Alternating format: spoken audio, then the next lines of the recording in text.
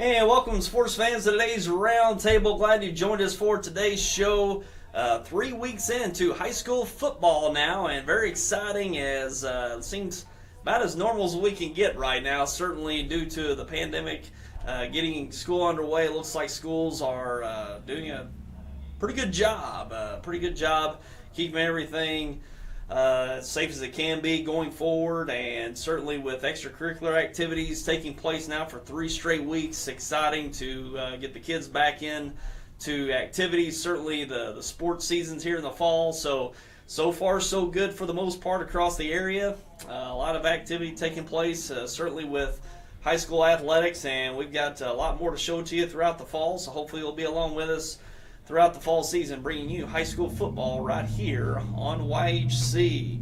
And we had a broadcast last night, Kennett and St. Genevieve, and also Highland and Piggott down in northeast Arkansas. We're going to show you highlights of that St. Genevieve-Kennett game in just a moment. Also, we're going to touch on our season going forward, our broadcast schedule going forward throughout the year, as well as the headlines from last night with some notable performances in the area in high school football. And college football getting underway. Saw some games taking place today, and SEC and ACC play will be getting underway here in another, I think, a week or two towards the end of September.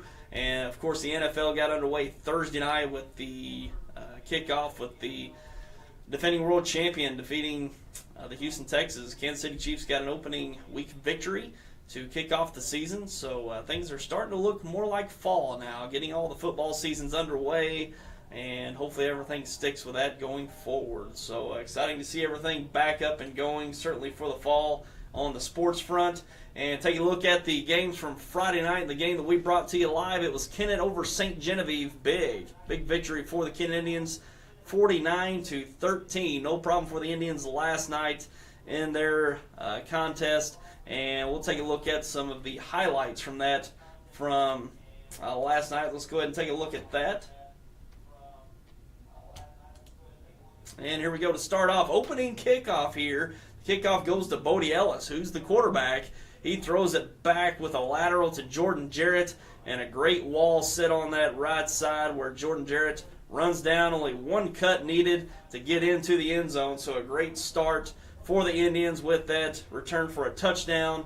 And then here moments later, though, first play from scrimmage for the Dragons, a little seam pass to the tight end and tackled. The Indians trying to get him down. They forced the fumble, but right in stride to another Dragon who picks it up, takes it in for the touchdown, and that made it 7-6 at that point. So quick strike scores for both teams.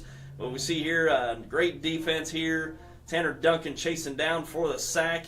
And on the other, the next Kennett possession here, we see Jordan Jarrett taking it into the end zone. A great finish to that drive. He had a big night, Jordan Jarrett. And here we see a fake handoff. Bodie Ellis with the keeper into the end zone. Takes it in for the touchdown. Great drive there once again for the Indians. Now we're up 21-6. And we see here deep in Dragon territory. The Dragon's not able to get the punt off. And at the 10-yard line, a little handoff here. And into the end zone for Jordan Jarrett. Great score there for the Indians, going up 28-6 into the second half now. We see here Bodie Ellis rolling out. Nice completion here. And that's the Tanner Duncan there going inside the 15-yard line here. And here we see another keeper with the fake handoff. Ellis takes it in for the score. A big night for Bodie Ellis, certainly on the ground. And that pretty much puts it away here. But we got a last score here. It's Daniel Boatman here going to find the end zone, getting into the end zone, making it with the extra point 49-6, and a late touchdown by St. Genevieve made it 49-13. So a great performance last night for the Indians, getting that victory and going to 3-0. We'll talk more about that game in our next segment with some notable performances from last night. And another game we brought to you live on the website last night at YHCTV.com. It was Highland and Piggott. Highland getting a high-score victory over the Piggott Mohawks at Parker Field and Piggott, 36-34. Mohawks drop a close one in a high-scoring affair there last night in Piggott. And into other games in the area, we've got Malden over Charleston, 36-12. Big win for the Malden Green Wave, getting their first win of the season on the road in Charleston. And Jackson over Poplar Bluff, big schools here, big school matchup in the SEMO North Conference.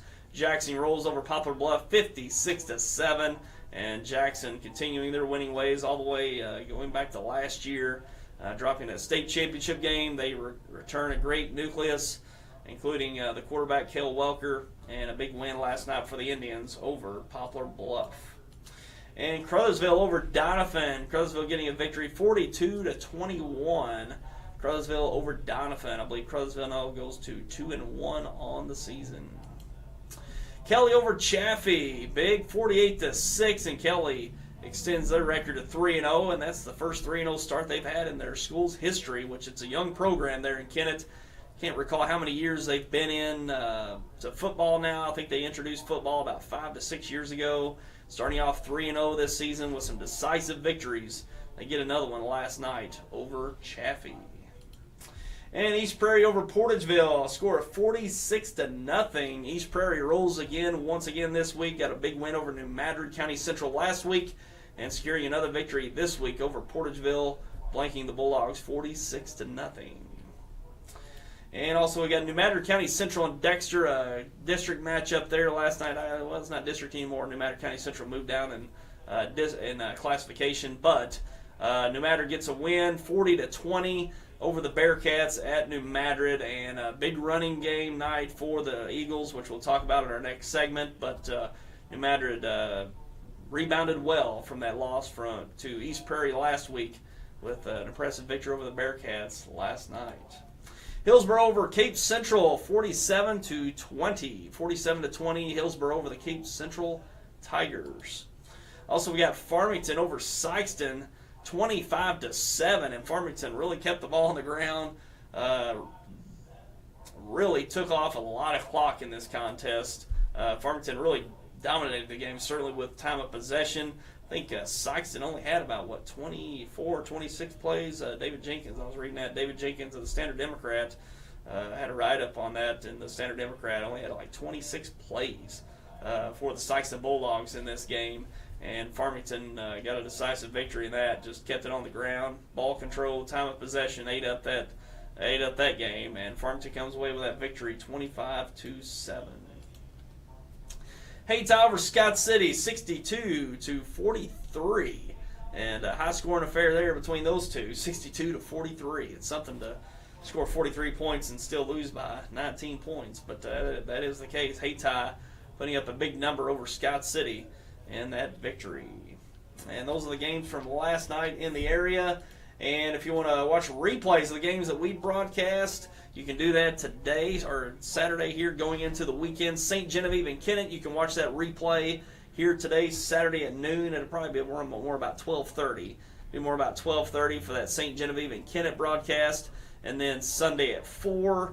And you can catch that anytime. Go to our website at yhctv.com. You can watch it on demand there or through our Facebook or YouTube pages online. And the Highland, that's the Highland and Piggott. I know we got, change that. Yeah. Got the Highland versus Piggott. Highland versus Piggott matchup, and you can catch that. We're going to actually play that tonight, Saturday at 6 o'clock. And then we've got Sunday at 7, and you also catch it Tuesday at 6:30. So you can catch that Highland and Piggott games throughout this weekend and early next weekend. You can also go to our webpage at yhctv.com and our YouTube page to catch that game anytime between Highland and Piggott. High scoring affair there. Piggott just come up a bit short, but a lot of scoring in that one, 36-34. The score, catch that right here on YHC. And we're going to take our first break, and we're going to come back and be back with some headlines from last night on some notable performances in the area. A lot of big performances across the board last night. We'll be back with those coming right back. If you or your loved one has disabilities that cause you to need a little help, Boot Hill Area Independent Living Services can provide the assistance you need. At Bales, we want you to have control of your life and assist you in thriving in an independent lifestyle. The Consumer-Directed Services Program allows you, the consumer, to choose who assists you in conducting your daily activities. Bales serves Stoddard, Dunklin, New Madrid, and Pemiscot counties. Call or visit our office in Kennett to see how we can help you maintain your independence.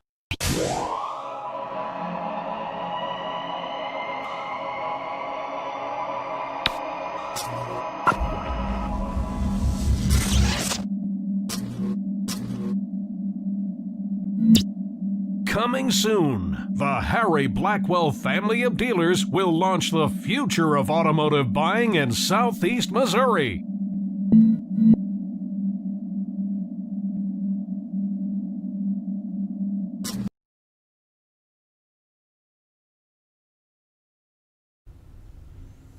And welcome back, and now we're going to take a look at some big performances in the area last night with some headlines from Friday night's games in the area in high school football, and take a look at the first matchup here. We've got Kennett routing St. Genevieve to go to 3-0 on the year. Some notable performances in that one. Jordan Jarrett with a big night, 108 rushing yards, but they really spread out the carries last night. We saw Daniel Boatman with a good amount of carries and some yardage, a couple touchdowns to add on there for Boatman.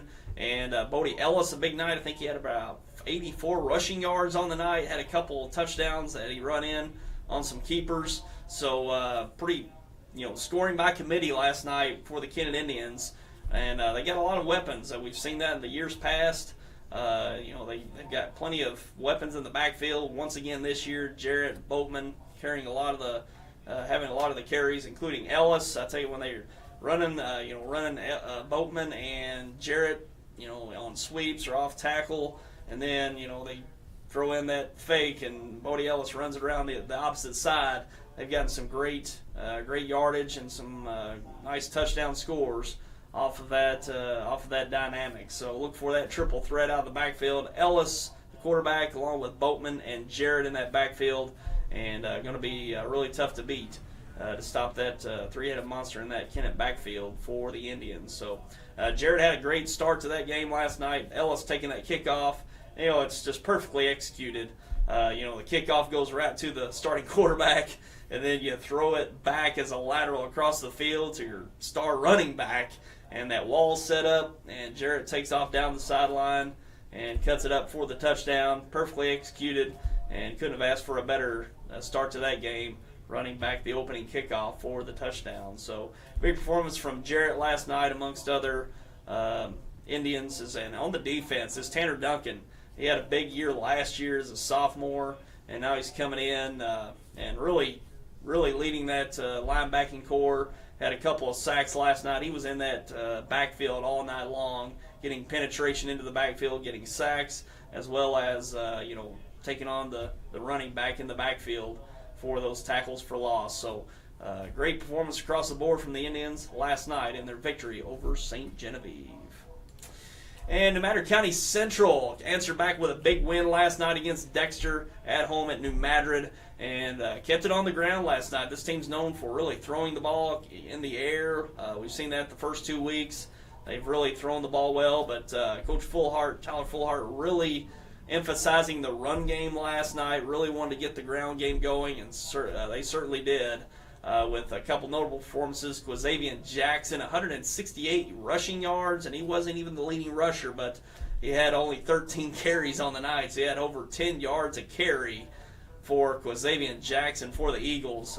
Great performance. Anytime you can get a first down, average a first down on a carry, that is quite impressive, and we saw that last night from Quazavian Jackson. But also Corvell Williams had a big night for the Eagles. He had 181 rushing yards on about 20 or so carries, over 20 carries for him. So he had over 181. He had 181 rushing yards, and the Eagles had, I think, over 300, a little over 350 rushing yards as a team. I think around 356, I believe. So they kept it on the ground and really established the run last night and dominated in that run game with a 40-20 victory over the Dexter Bearcats. And the Bearcats yet to get a win on the board. They got a tough test next week taking on East Prairie, but competed last night, just come up a bit short. with that loss. We've seen a nice hookup though between Josh Allday, the quarterback, and Ryan Collier, the receiver. They linked up for another touchdown reception and pass last night. We've seen that over the first couple of weeks. So it's a nice duo between those two, Allday and Collier, getting the big passing plays and linking up for some big scores. But the Bearcats come up a bit short. They've had a tough couple opponents. Had Sikeston last week. They had a 7-point loss, take on the Eagles on the road, suffered a loss there, and back at home with the East Prairie Eagles, which we'll talk about in our next segment. But the Eagles bounced back with a nice win last night over the Dexter Bearcats. And let's look ahead to Jackson with a dominant victory in a pivotal SEMO North matchup, a big conference win for the Jackson Indians as they win big 56-7, I believe that score was, over Poplar Bluff. And Kel Welker shined once again in this one. Quarterback Kel Welker had 200 passing yards on the night. Poplar Bluff got a fine quarterback of their own. Cannon Carr had 5 touchdown passes last week and came up certainly short this week with only 7 points on the board. But Kel Welker shines, 200 passing yards on the night, and Jackson extending their undefeated season, going 3-0 and looking really sharp once again this season. Jackson looking to make another great run. As you can remember, come up a bit short in overtime of the Class 5 state championship game last year in Columbia. And they certainly want to get back there and have another shot at that state title. So Coach Eckley and the Indians looking really good once again 3 weeks into this season. And those are some notable performances and headlines from the week last night. We're going to take a break and be back with our broadcast schedule for our football season going forward. We'll have that for you coming up next. This is more than a bundle. It's more than a combo deal. It's not just stuff. This is your home, your car. And you want to give them the protection they deserve. With home and auto insurance. State Farm agents get it. It's why they're here. In Dexter, talk to State Farm agent Chris Brannon today. A few days ago, we had a customer come by the Kennett dealership looking for a new truck. I had a really good visit with Phil and our salesman. Phil had his Army t-shirt and Army cap on, retired military. We're so proud of our troops, our active and veterans like Phil. Phil left in his new truck. We all enjoyed the visit. Best price, best service. Glenn Sane, God bless our troops.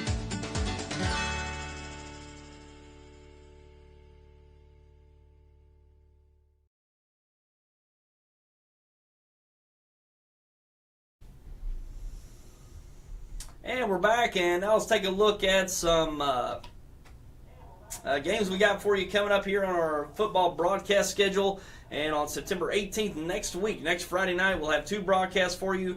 East Prairie at Dexter, that'll be live here on Channel 21, also at YHCTV.com and Facebook Live on all those platforms. That'll be our televised game, East Prairie and Dexter. Should be a good matchup. East Prairie's gotten off to a nice start, gotten some big wins over the last few weeks, and a big running game out of the East Prairie Eagles they've shown. And Dexter really going to have to bounce back after giving up a big running performance to the New Matter County Central Eagles. The East Prairie Eagles hosting them Friday night. We'll have that for you right here on Channel 21. Scott City at Portageville. You can catch that one at YHCTV.com. Portageville looking for its first win of the year. Scott City coming off a loss Friday night, looking to bounce back. We'll have that for you on the website at YHCTV.com.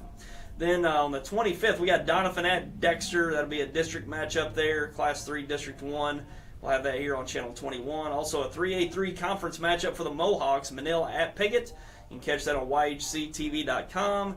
Then later on October 2nd, New Matter County Central at Kennett from Metz Cherry Stadium. We'll have that here for you on Channel 21 and all of our online platforms. Should be a great matchup there. Looking forward to that one. October 9th, we got Kennett at Dexter. Another district matchup there. That'll be on Channel 21 here and all of our online platforms. Walnut Ridge at Piggott. Another 3A3 conference matchup. Catch that one on the website at YHCTV.com. Then on October 16th, we've got Prairieville at Dexter. That'll be here on Channel 21 and online. And also another 3A3 conference matchup, Hoxie at Piggott. Catch that one on the website at yhctv.com. Then on October 23rd, Sikeston at Kennett. Kennett putting Sikeston on the schedule this year. Should be a great matchup. Catch that one on Channel 21. Then we're off on, I believe it's the 30th. We're off that week. No games to show there. And then on November 5th, we got Corning at Piggott. And that'll be live here on Channel 21 as well as our online platforms. The Rice Bowl will be televised here on YHC as well as YHCTV.com and Facebook Live. So look forward to that one on Thursday, November 5th. The Rice Bowl right here on YHC. And that's pretty much all to bring to you for today. Be sure to catch some college football out today. It's nice to see that back up and on. We'll see some big-time college football here in the next few weeks as the SEC and ACC get their seasons underway, so we'll be looking forward to that. NFL going to be getting underway this week, so we'll be looking forward to some big matchups. We saw Kansas City defeat Houston. What was that, 34-20, decisive victory for the Chiefs. Friday night, this Clyde Edwards-Helaire, first-round pick that the Chiefs got. He ran for, 138 yards in his first performance. Very impressive opening performance for that rookie. And the Chiefs look like they picked up where they left off in that fourth quarter of the Super Bowl back in February, coming off that Super Bowl win. And they got a great chance to repeat this year. They brought back pretty much all of their offense and certainly their defense as well. So they're going to have the advantage of having that nucleus coming back this year with a shortened off season with no preseason games.